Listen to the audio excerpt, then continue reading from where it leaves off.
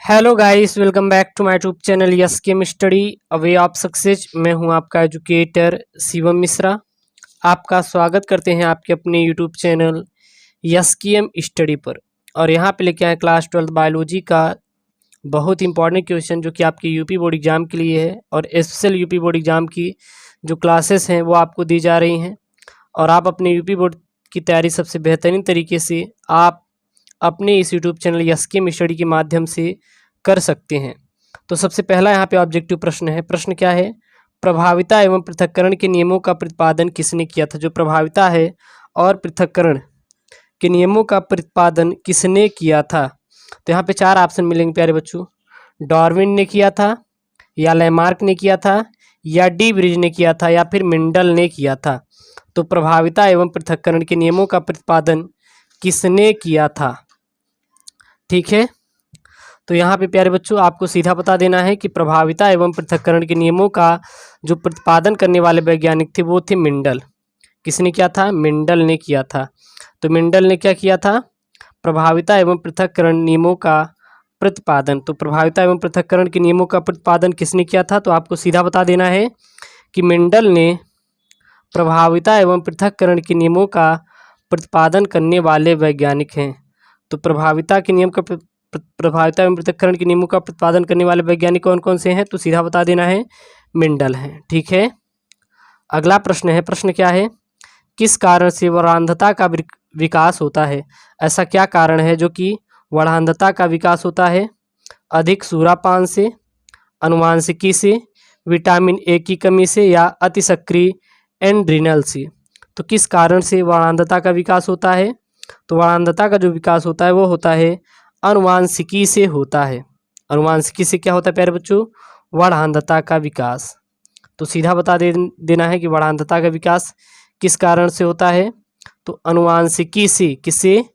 अनुवांशिकी के कारण ही वर्णांधता का विकास होता है। सही ऑप्शन क्या हो जाएगा प्यारे बच्चों? बी हो जाएगा। किस कारण से वर्णांधता का विकास होता है? अनुवांशिकी से वर्णांधता का विकास होता है। अगला प्रश्न है यहाँ पे। प्रश्न क्या है? पौधों में अपत्रिनाशी प्रतिरोधक जीन होता है किसमें? CT, MT, BT या GST।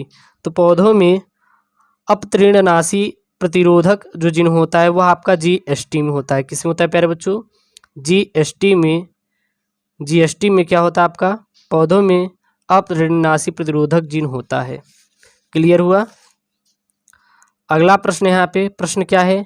लाइकेंस में फंगस तंतु पोषण प्राप्त करता है। जो लाइकेंस होता है इसमें जो फंगस तंतु होता है पोषण कहाँ से प्राप्त करता है? वायु से, शैवाल से, मिट्टी के कार्बनिक पदार्थ से, उपयुक्त में से कोई नहीं। तो लाइकेंस में फंगस तंतु पोषण कहाँ से प्राप्त करता है? तो प्राप्त करता है प्यारे बच्चों शैवालों से। शैवालों से क्या प्राप्त करता है? लाइकेंस में फंगस तंतु पोषण कहाँ से प्राप्त करता है? सीधा बता देना है आपकी कि शैवालों से। शैवालों से लाइकेंस में फंगस तंतु पोषण प्राप्त करता है। क्लियर? अगला प्रश्न है। प्रश्न क्या है? दलहनी पौधों में पाया जाता है। दलहनी पौधों में क्या पाया जाता है? राइजोबियम, एजोबैक्टर, स्यूडोमोनास या ये सभी। तो दलहनी पौधों में पाया जाता है, क्या पाया जाता है? तो दलहनी पौधों में जो पाया जाता है वो पाया जाता है राइजोबियम। राइजोबियम कहाँ पाया जाता है? तो यह प्यारे बच्चों आपके दलहनी पौधों में पाया जाता है।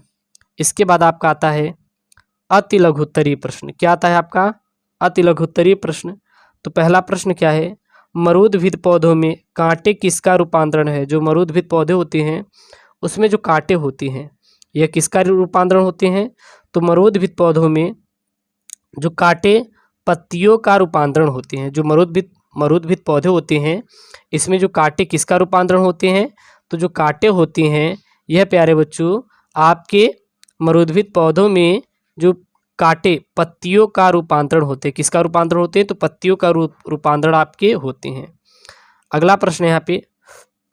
रात्रि के समय नागफनी के पौधों में कौन सा अम्ल बनता है? जो रात्रि के समय नागफनी के पौधों में कौन सा अम्ल बनता है? तो वो आपका बनता है मौलिक अम्ल।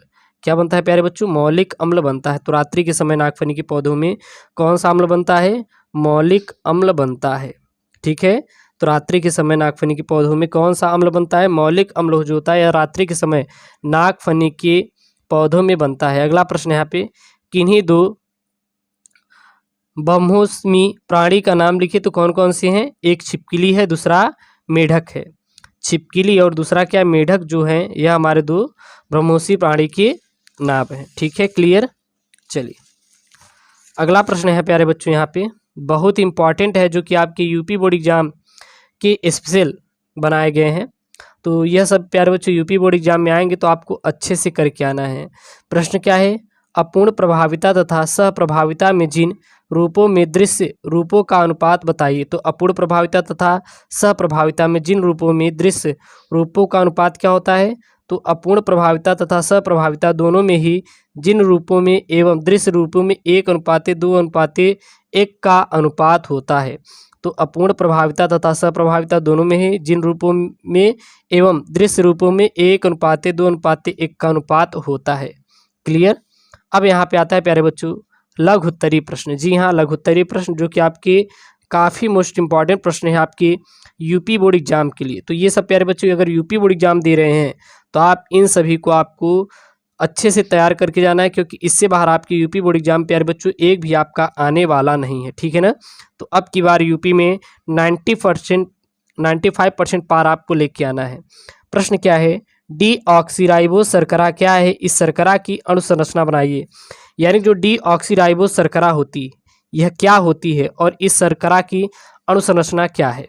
ठीक है, तो डीऑक्सीराइबोस शर्करा डीएनए में पाई जाती है और यह 5 कार्बन युक्त होती है।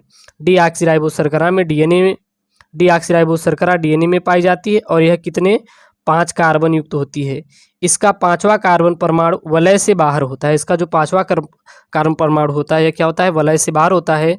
और शर्करा का पहला कार्बन परमाणु हमेशा नाइट्रोजन क्षारक के साथ ग्लाइकोसिक बंध द्वारा जुड़ा रहता है, जबकि तीसरा तथा 5वां कार्बन परमाणु हमेशा फास्फेट अणु के साथ जुड़ा रहता है। और दो शर्करा अणु एक दूसरे के साथ तीसरे कार्बन तथा 5वें कार्बन के साथ एक फास्फेट अणु फास्फोडाइएस्टर बंध द्वारा जुड़े रहते हैं।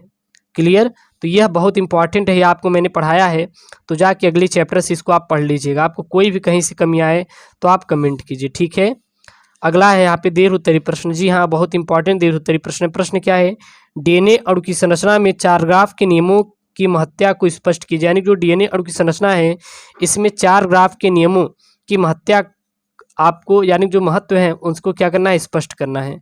तो 4 ग्राफ क्या है? तो इन्होंने विभिन्न जीवों की 4 ग्राफ का नियम कुल मिला के है, तो इन्होंने विभिन्न जीवों के डीएनए जो क्या थे डीएनए का अध्ययन किया और बताया कि पहला क्या बताया? सभी डीएनए अणुओं में प्यूरिन क्षारक की मात्रा पिरिमिडीन क्षारक की क्या होती है? हमेशा बराबर होती है। अर्थात एडेनिन प्लस ग्वानिन बराबर अपन purine equal to thymine plus cytosine बराबर पिरिमिडीन। दूसरा यहाँ पे भिन्न भिन्न जातियों के जीवों के डीएनए में एडेनिन प्लस थायमिन तथा ग्वानिन प्लस साइटोसिन का अनुपात भिन्न भिन्न होता है, परंतु एक ही जातियों के जीवों में यह क्या होता है? समान होता है। दूसरा यहाँ पे एक ही जीव जाति के सदस्यों में पाए जाने वाले डीएनए की अणुओं की में क्षारकों की संख्या क्या होती है? समान होती है। और उपर्युक्त विचारों को 4 ग्राफ का नियम के रूप में जाना जाता है। और वाटसन एवं क्रिक ने भी डीएनए का मॉडल प्रस्तुत करने के लिए 4 ग्राफ के नियमों की क्या ली थी प्यारे बच्चों? सहायता ली थी। तो ये बहुत ही आपकी इंपॉर्टेंट क्वेश्चन है क्लास 12th बायोलॉजी के लिए। तो आप लोग अच्छे से पढ़ के जाना, क्योंकि बायोलॉजी में यूपी बोर्ड में अच्छा खासा आपको नंबर लाना है। ओके दोस्तों, थैंक यू, जय हिंद।